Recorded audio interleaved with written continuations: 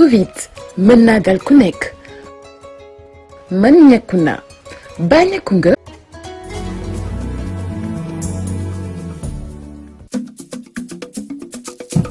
Madame, Monsieur, bonsoir et bienvenue dans le 20h de TFM. Dans l'actualité de ce mardi, record de décès dû à la Covid-19.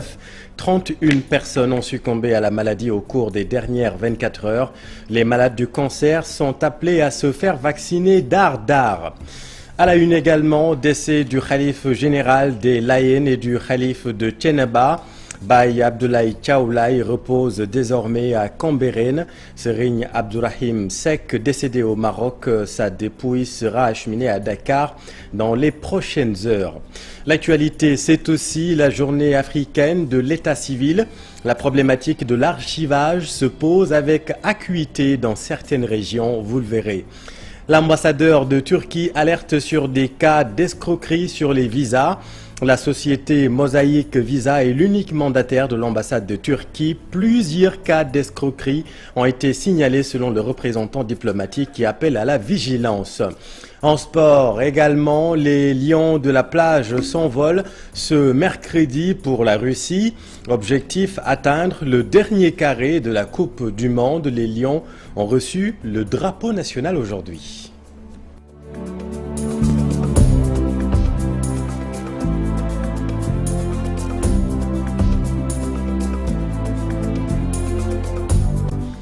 Il était le 5e khalife des Layènes. Baye Abdoulaye, comme on l'appelait affectueusement, repose désormais aux côtés de son vénéré père, Seydina Issa Rouhou Laye.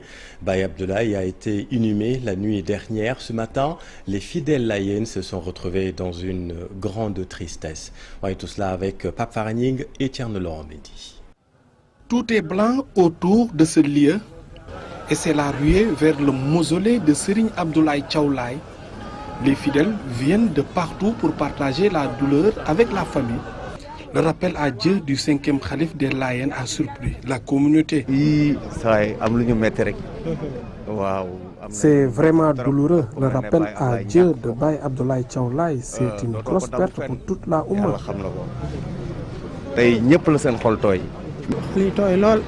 Depuis 1h du matin, depuis hier nuit, nous sommes devant nos télé. Je n'ai pas fermé l'œil. Il nous a éduqués dans la religion musulmane, dans la confrérie aussi. Nous ne connaissons que Baye Abdoulaye Thiaw.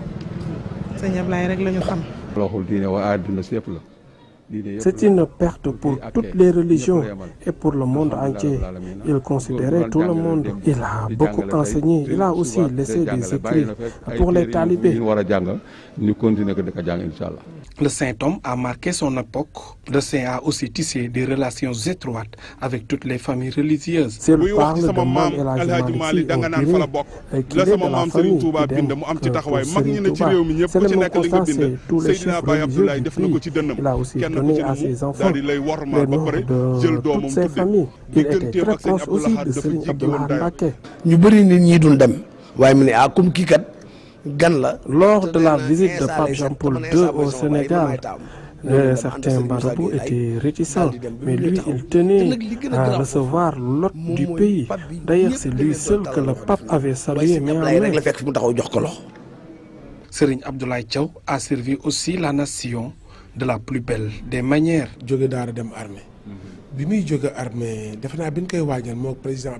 Après le Dara, il a fait l'armée et il était avec Maître Abdoulaye Wade. Il partait pour Saint-Louis. C'était en 1949 que Seydina Issa Rouhou Laye disait qu'il va ramener la capitale à Dakar. Depuis l'annonce de sa disparition, la maison mortuaire et le mausolée ne désemplissent pas. Amis et proches continuent de présenter leurs condoléances et formuler des prières. Pafara et les fidèles Layènes regrettent la perte d'un grand érudit. Vous allez le voir, de Yoff à Djamalaï, la communauté est secouée par la disparition du khalife. Cheikh Diop et Alioune Diagne. Yoff Layène, des portes fermées. Un calme plat règne dans cette cité religieuse. Nous sommes chez le khalife Serigne Abdoulaye Thiaw Laye. À quelques mètres de la maison mortuaire, le mausolée de Seydina Limamou Laye Al Mahdi. Des fidèles sortent avec des zikrs.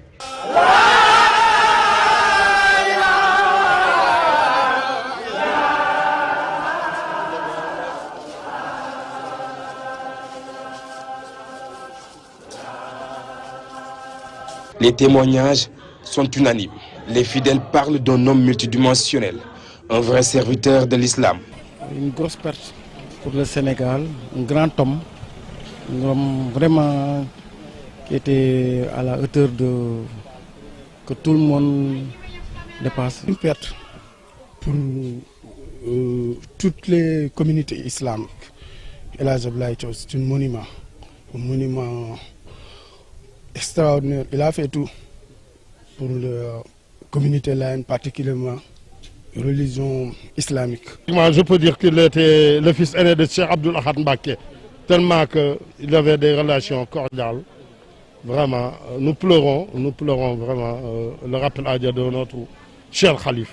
Le Khalif général des Layènes, Serigne Baye Abdoulaye Thiaw Laye, a été rappelé à Dieu dans la soirée du lundi, des suites d'une longue maladie, parti à jamais à l'âge de 96 ans, laissant toute une communauté orpheline. Et le Sénégal vient de perdre un guide religieux d'une dimension exceptionnelle, a réagi sur Twitter. Le président de la République, Macky Sall, rend hommage à un fédérateur d'une exquise courtoisie. La cité religieuse de Thiénaba pleure également. Le khalife Serigne Abdourahim Seck, décédé au Maroc. Sa dépouille est attendue à Dakar dans les prochaines heures. Cheikh Anta Diop, c'est la tire. Résidence Mame Amary Ndack Seck de Thiénaba, récital de Coran, des talibés s'affairent autour des derniers réglages pour les funérailles. La maison mortuaire ne désemplit pas. La disparition de Serigne Abdourahim Seck est une grande perte pour la Oumma islamique. Effectivement, c'est une grande perte pour la Oumma islamique parce que c'est un gardien des lieux qui vient de nous quitter. Ici à Thiénaba, c'est maintenant que nous faisons comme tout le monde et parlons de Khalife général, mais le titre que de tout le temps nous donnons au doyen de la famille, c'est le gardien de la tariqa, qui aye wotu.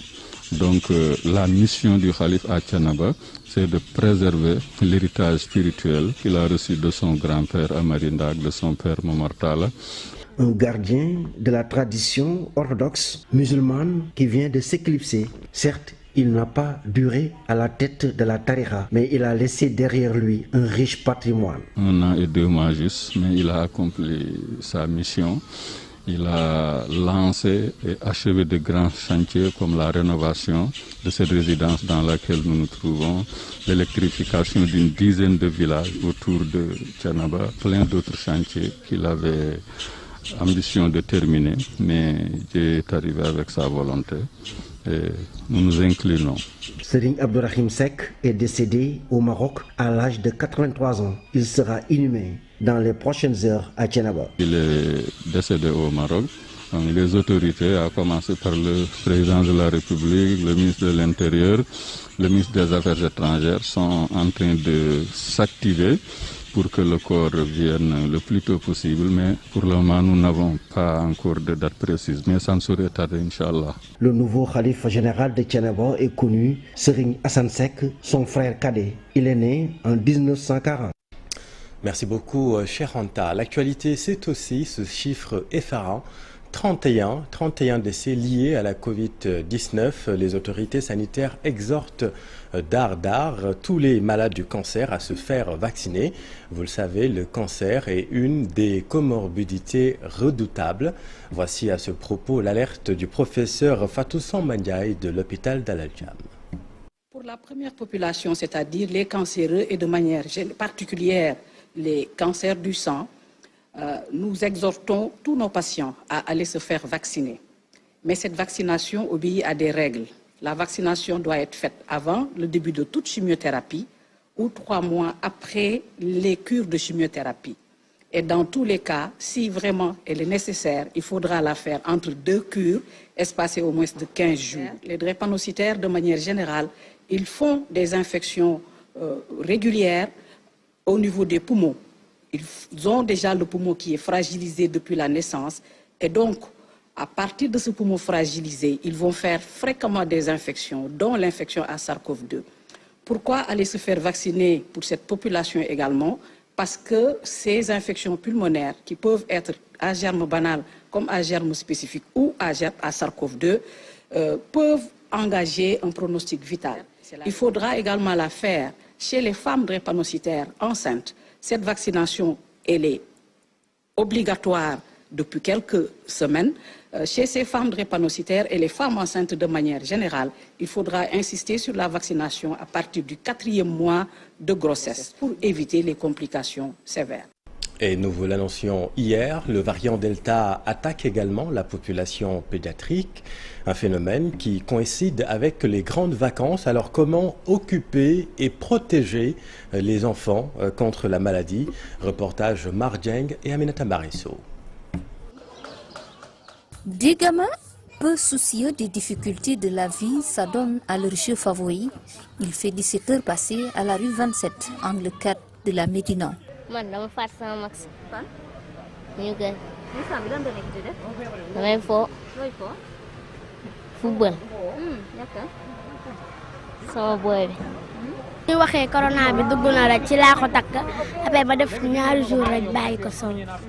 L'ambiance des grandes vacances perceptible dans plusieurs rues de ce quartier de la capitale sénégalaise. À la rue 31, angle 2 bis, d'autres groupes de jeunes, la même occupation. C'est vrai, en cette période de vacances, c'est quand même compliqué et c'est difficile de retenir les enfants à la maison, surtout dans certains quartiers populaires. Mais l'essentiel, c'est de les surveiller, surtout au retour, laver proprement les mains avec du savon et de l'eau de javel. Pas d'école, encore moins de dara pour occuper les enfants. Difficile pour certains parents de trouver la formule magique pour retenir les enfants à la maison en cette période de pandémie. Mieux vaut de les laisser à la maison et de les bien encadrer. Bien, même s'il le faut, s'il peut avoir quelqu'un qui vient leur apprendre à la maison. En tout cas, j'exhorte les parents à surveiller leurs enfants, surtout en cette période de pandémie. Il ne faut jamais laisser ces enfants traîner dans la rue. Il faut veiller sur eux, surveiller les moindres faits et gestes. C'est le conseil que je donne à tous les parents. Dans le point de ce lundi 9 août, il est fait état d'une quinzaine de contaminations chez des jeunes, dont 4 décès liés au variant Delta. De quoi rappeler à la vigilance. Vigilance, vigilance. Merci beaucoup Aminata. Et allons maintenant à l'intérieur du pays, à Kaolack. Près de 23 000 cas de coronavirus ont été signalés depuis le début de la pandémie au Sénégal. Et présentement, 6 000 patients sont sous traitement. L'adhésion vaccinale, en revanche, gagne du terrain selon les autorités sanitaires. Faisons le point avec nos équipes à Kaolack, Pape Mbaye Diaw et Fally Gaye. Le Covid-19 ne faiblit toujours pas dans la région. Depuis le début de cette pandémie, 22 414 cas ont été enregistrés. Mais selon le médecin-chef régional, les populations se font vacciner. 51 600 doses ont été utilisées. Au niveau de la région de Kaolack, nous avons dénombré depuis le début de la pandémie, à la date d'hier, au total 2413 cas de Covid-19. Nous avons actuellement 600 patients qui sont sous traitement au total. Actuellement, nous avons au total 8 cas graves. Par rapport à la vaccination, à ce jour, nous avons vacciné 51 600 personnes. Ces résultats sont obtenus grâce à une vaste campagne de sensibilisation menée dans la région. Il y a lieu de se féliciter quand même de l'engouement des populations pour venir se faire vacciner. Des points de vaccination de proximité, pour ne pas dire décentralisés. Parce qu'ici, il y a 2 points classiques, 3 points classiques situés au niveau du centre de santé et au niveau des 2 postes de santé. Maintenant, nous avons jugé nécessaire, en dehors donc de ces points classiques-là, de créer 5 autres points de proximité dans les quartiers. Et vous avez vu l'engouement des populations. Les campagnes de vaccination vont se poursuivre. L'objectif, c'est d'utiliser toutes les doses disponibles avant qu'elles n'arrivent à expiration.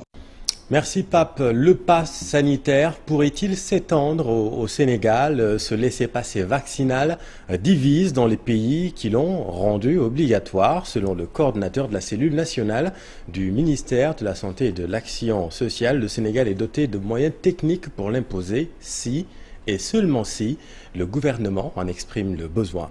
Mohamed Fall et Mohamed Cheng. Le Sénégal, à l'image de plusieurs pays européens, pourrait exiger le pass sanitaire afin de faire face à cette pandémie. Tout porte à le croire si l'on se fie à la capacité technique du service digital du ministère de la Santé. C'est une question qui revient au gouvernement du Sénégal de dire que maintenant, pour aller dans les restaurants, vous devez présenter le pass sanitaire. Ça, c'est une décision gouvernementale.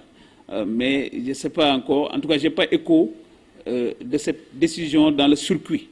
Mais il faut savoir que forcément, nous tendons vers ça. Parce que nous avons déjà 1 million de vaccinés et nous allons bientôt avoir également 1 million à 2 millions de doses. Donc si on continue comme ça, on pourrait valablement demander, avant d'entrer dans ce bâtiment ministère de la Santé, de pouvoir le présenter. La certification peut constituer l'aboutissement d'une bonne campagne de vaccination. Cependant, toute personne peut avoir son pass sanitaire. Pour avoir d'abord le certificat de vaccination, il faut être vacciné. Plus détenir le carton de vaccination avec un cachet. Donc le cachet du site de vaccination. Si vous avez ça, vous pouvez envoyer par email à evaccin@santé.gouv.sn. Quelle est l'utilité du pass sanitaire? Quelqu'un qui voyage, qui a ce certificat de vaccination, dès qu'il arrive à l'ambassade pour le visa, le certificat devient un pass, parce qu'il est exigé pour avoir le visa. Quand vous allez à l'aéroport, le certificat devient un pass, parce qu'il est exigé. Quand vous allez en France, pour avoir le pass sanitaire de la France, il faut présenter le pass sanitaire du Sénégal. Décidément, tous les moyens sont bons pour venir à bout du coronavirus qui actuellement a fait presque 5 millions de morts dans le monde. Cependant, suivre l'évolution vaccinale des personnes demeure vitale. Merci beaucoup Mamadou. Le programme national de dotation des établissements en tenue scolaire est une aubaine pour les corps de métier comme les tailleurs. C'est l'avis du président de l'Union nationale des chambres de métiers du Sénégal. Selon Issa Dieye, les enseignants contestataires devraient plutôt se réjouir de la mesure. Le voici avec Fatou Bintou Conté. Et tous les parents d'élèves, en commençant par nos amis enseignants, ils devraient être sur le premier plan à féliciter ce projet, ne serait-ce que vraiment pour faire disparaître l'inégalité sociale qui se règne au sein de nos établissements scolaires. Mais si je prends le plan économique également, comme vous le savez, le Sénégal a traversé des moments très difficiles liés à la pandémie et le Sénégal est actuellement en pied d'œuvre pour la relance de son économie. Et ça aussi, je crois que tous les Sénégalais vraiment doivent être debout, travailler ensemble pour participer à la relance de cette économie. Ce projet également vient apporter quelque chose aux couturiers confection qui s'activent dans ce domaine-là, que vraiment c'est un projet qui est sans précédent. Et l'autre grand titre de cette édition, c'est la célébration de la journée africaine de l'état civil.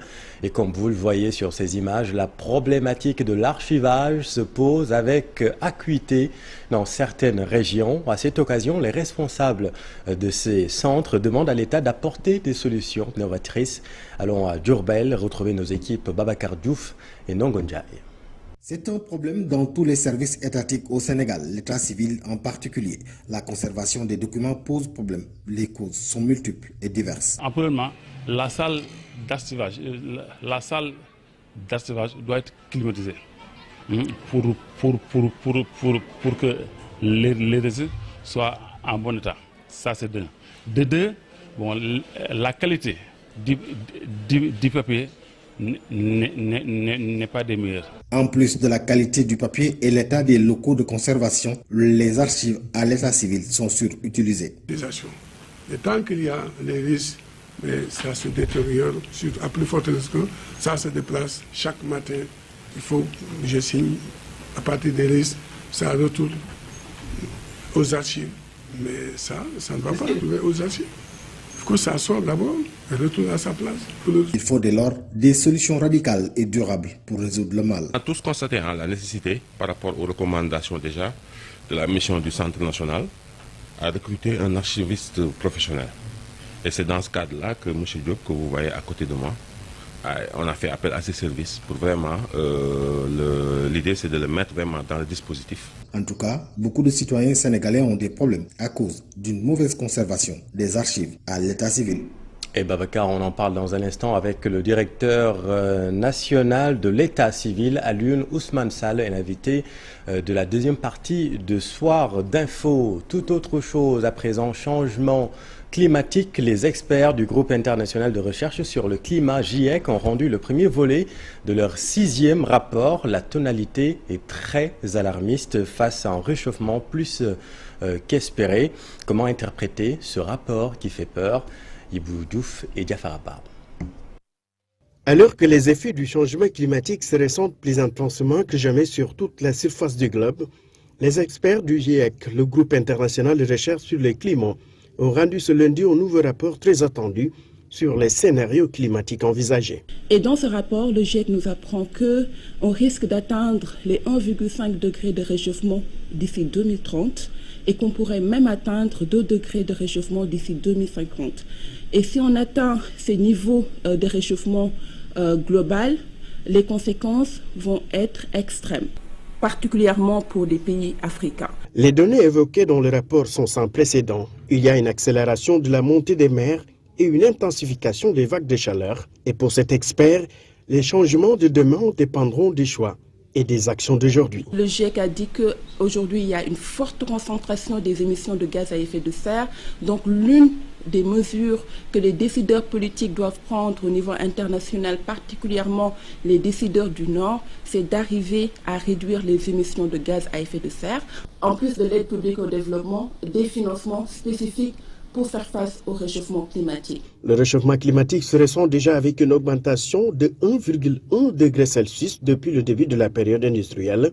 Si toute la planète est concernée, ce dérèglement est particulièrement fort au niveau des pôles. Oui, par leur nature, les changements climatiques et leurs effets induits vont évidemment impacter sur les économies des pays les moins avancés comme le Sénégal. À partir de ce moment, devront peut-être revoir le système de budgétisation.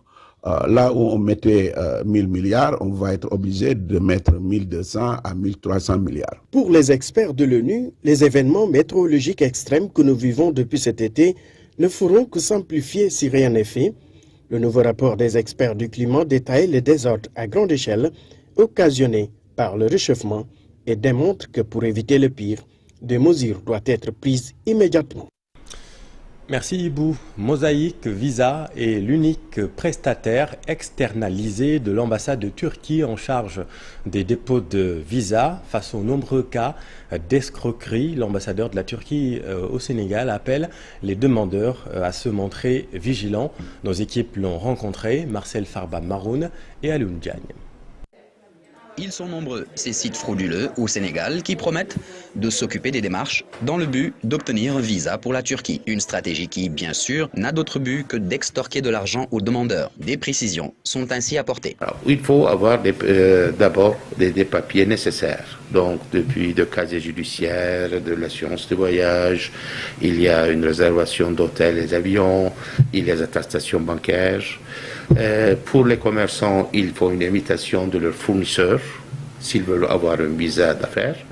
Pour les touristes, de toute façon, il suffit quand même des papiers qui prouvent comment ils vivent, c'est quoi leur revenu.